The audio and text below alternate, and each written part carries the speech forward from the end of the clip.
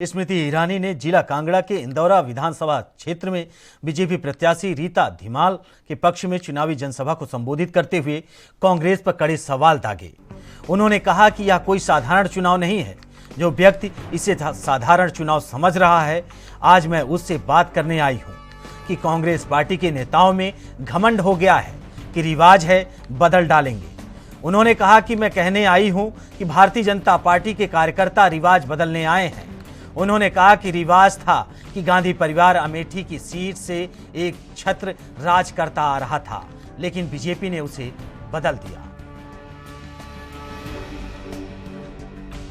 पहले कई बहनों ने स्वागत किया, सम्मान दिया, प्रेम दिया, और एक महिला ही जान सकती है कि महिला कितने संघर्षों से गुजरती है, महिला में कितना अपनापन है, और महिला जब त्याग करती है तो किस भावना के साथ त्याग करती है, कभी किसी से कुछ मांगती नहीं।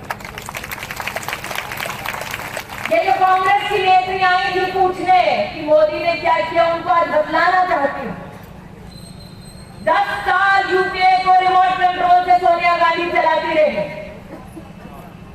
10 साल के गरीब औरतों के लिए कभी शौचालय बनाकर अलग से दिया? एक औरत से पूछो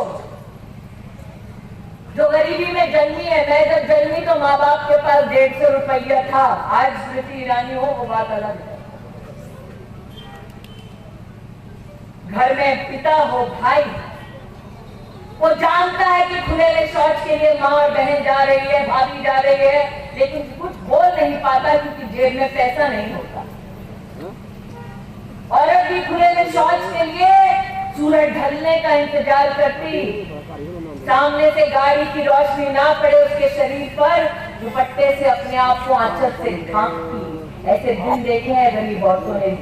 बाप कुछ नहीं बोल पाता क्योंकि जेब में इतना पैसा नहीं कि गरीब को खिलाए कि शौचालय बनाए, कुछ नहीं बोलता। मैं आज पूछना चाहती हूँ कांग्रेस की उस नेत्री से, 10 साल मैडम ने रिमोट कंट्रोल से आपकी सरकार चलाई, एक गरीब औरत के लिए टॉयलेट नहीं बना पाए, धिक्कार है। नरेंद्र मोदी भारतीय जनता पार्टी से कभी किसी गरीब औरत ने नहीं कहा था शौचालय बना दो, लेकिन जिसने खुद गरीबी देखी है वो जानता है जलालत क्या होती है। टॉयलेट बनाकर दिया। कितनी बहनें हैं जिनका काम है लकड़ी बीनो, चूल्हा फूको, शाम को बेटा बेटी घर के बड़े घर आए, धुआं अपनी छाती में भरो, लेकिन उनको भनक नहीं पड़नी चाहिए, उनके लिए गरम गरम रोटी बनाओ। कितने बेटों ने अपनी माओ की उस खांसी को सुना, कुछ नहीं चलता। मोदी आए, उज्ज्वला योजना लेकर आए, और आज कहने आई हूं कि एक बार फिर बटन दबेगा कमल का, सरकार बनेगी कमल की, और इस बार गरीब औरतों को 3 एलपीजी के सिलेंडर मुफ्त देगी भारतीय जनता पार्टी की सरकार।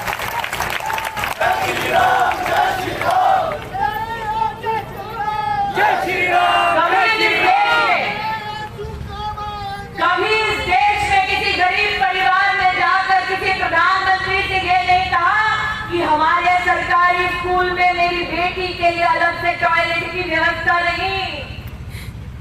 बेटियां स्कूल छोड़ देती। मोदी ने पहला जब अपना लाल किले से भाषण दिया तो कहा हर सरकारी स्कूल में लड़कियों के लिए अलग से टॉयलेट बनाओ। और आज मैं ये कहती हूं कि 12 तारीख को बटन दबेगा कमल का, भाजपा की सरकार बनेगी। वो बेटी जिसके लिए अलग से टॉयलेट की व्यवस्था की, अब बेटियां जब उच्च शिक्षा करने के लिए जाएंगी तो स्कूटी पाएंगी, और कक्षा 6 से कक्षा 12 तक मुफ्त की साइकिल पाएंगी। ये मोदी का वादा है। कितने बेटों ने अपनी माओ की उस खांसी को सुना, कुछ नहीं चलता। मोदी आए, उज्ज्वला योजना लेकर आए, और आज कहने आई हूं कि एक बार फिर बटन दबेगा कमल का, सरकार बनेगी कमल की, और इस बार गरीब औरतों को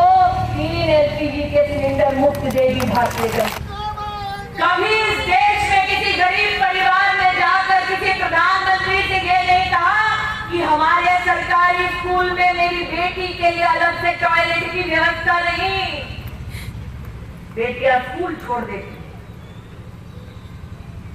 मोदी ने पहला जब अपना लाल किले से भाषण दिया तो कहा हर सरकारी स्कूल में लड़कियों के लिए अलग से टॉयलेट बनाओ। और आज मैं ये कहती हूँ कि 12 तारीख को बटन दबेगा कमल का, भाजपा की सरकार करेगी। वो बेटी जिसके लिए अलग से टॉयलेट की व्यवस्था की, अब बेटियां जब उच्च शिक्षा करने के लिए जाएंगी तो स्कूटी पाएंगी और कक्षा 6 से कक्षा 12 तक